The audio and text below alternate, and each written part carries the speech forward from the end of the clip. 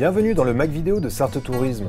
Au sommaire ce mois-ci, nous revenons sur l'initiative Je soutiens le tourisme en Sarthe avec 3 vidéos présentant des offres touristiques partenaires de cette opération unique en France. Lancée par Sarthe Tourisme le 30 avril dernier, l'opération aide les professionnels du secteur à préserver leurs entreprises. Comment les aider? En achetant tout simplement des bons d'achat d'une valeur de 10 € minimum sur le site sarthetourisme.com. Ces bons d'achat seront valables à partir de la réouverture des sites et jusqu'au 31 décembre 2021. N'oubliez pas, achetez des bons d'achat, aidez les professionnels du tourisme à sortir de la crise. Et maintenant, découvrez le Café Vélo Vintage, la pince à vélo de Télocher, le musée au train de Semur-en-Vallon et les chambres d'hôtes de Loré-du-Mans à Sillé-le-Philippe. La pince à vélo, c'est l'unique café vélo sur le département de la Sarthe, avec un côté atelier vélo pour tout type de cycliste et tout type de cycle, aussi bien pour du neuf, de l'occasion, une simple réparation. Et puis à côté de ça, on a un petit côté bistrot placé sous licence 3, avec un maximum de produits locaux, des bières locales, véganes, des saucissons, des petits fromages, tout ça en dégustation sur place, emporté. Et en étant placé sur la commune de Télocher, au fait, on n'est pas loin de la périphérie du Mans, donc à la limite de la ville et de la campagne. On a déjà beaucoup de passages cyclos. Et puis on est au milieu de 11 établissements scolaires, donc ça fait autant de petits vélos à réparer et à entretenir.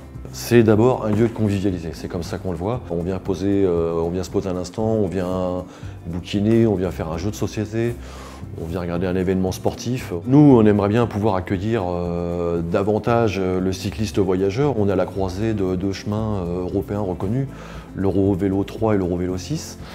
Donc on a déjà, malgré tout, malgré le fait qu'on ne soit pas placé sur ces chemins reconnus, on a quelques cyclistes qui dévoient un peu pour passer nous voir, quoi, voilà. Moi je fais partie des gens convaincus que l'activité cycliste va se développer. Les gens commencent à repenser davantage leur mode de déplacement. C'est économique, c'est bon pour la santé, voilà, on prend l'air. Au niveau des déplacements en ville, on gagne du temps, on n'a pas de problème de stationnement. Moi c'est comme ça que je l'ai vraiment ressenti, en fait, que le vélo allait se développer de plus en plus, et c'est le cas.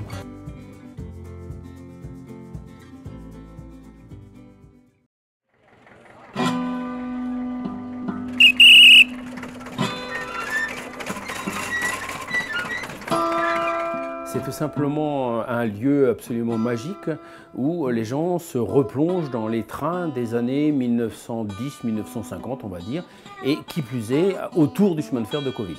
C'était au départ un simple hangar devant recevoir du matériel, et puis on s'est pris au jeu, et donc l'idée a été de dire, d'abord, première chose, on va faire en sorte que tout le monde puisse entrer dans tous les véhicules, ce qui est très rare en musée de chemin de fer.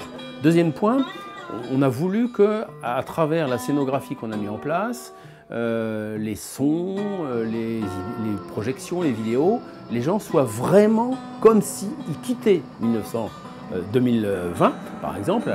D'ailleurs, nos sas d'entrée, c'est ça.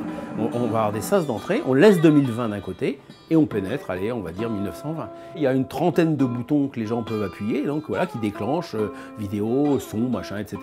Il y a 14 écrans vidéo qui expliquent des choses, parce que la règle du jeu était aussi d'expliquer. Il y a 2-3 pièces extrêmement intéressantes que les gens apprécient énormément, que les visiteurs apprécient énormément. Alors déjà, cette voiture où on est là, hein, parce que c'est une ancienne voiture voyageur de 1898, hein, donc de marque de Dietrich, mais qui en 1950 a été transformée en logement d'ouvriers.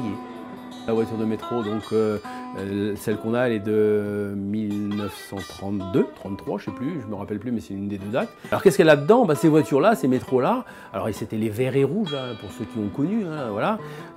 Les sièges en bois, bien entendu, hein, donc voilà, avec sur les fenêtres marqué défense de fumée et de cracher. C'est vraiment toute une époque parisienne. Tous les anciens, là on avait un groupe tout à l'heure qui disait ah bah oui, moi j'allais au boulot avec ça, ah bah oui, voilà, etc., quoi. Et donc ils se replongent dans leur jeunesse. Nous avons eu un vrai coup de cœur, Eric et moi, pour ce presbytère datant du XVIIIe siècle, et à seulement 15 minutes donc, du Mans. Nous avons choisi la Sarthe pour sa proximité de Paris et son dynamisme culturel et touristique. On a créé un petit resort rural, Clos de Mur, sur 6000 m² de terrain. Donc au cœur du village, avec un boulodrome vu sur l'église, une salle de sport, un bain nordique attenant donc, à sa piscine. On propose aussi donc salon cinéma avec donc un billard, un fumoir, une petite restauration avec une belle cave et notre petit potager que nous venons de commencer pour proposer justement des fruits, des légumes de qualité aux clients. On a été chiner des objets dans des brocantes, par exemple une tapisserie d'Aubusson qui nous tenait à cœur. On voulait absolument aussi dans la maison et dans toutes les pièces mettre des lustres de qualité avec des vrais pampilles. On veut que les clients se sentent chez eux, comme chez eux, donc se sentent bien, qu'ils puissent se détendre à la maison. Donc c'est pour ça qu'on a justement aménagé ces intérieurs et extérieurs pour qu'ils puissent se sentir bien. Que ce soit en couple ou en famille ou entre amis. Fin de ce Mac Vidéo, rendez-vous le mois prochain pour de nouvelles infos touristiques. Et n'oubliez pas, pour éviter de propager le virus et protéger vos proches, restez chez vous.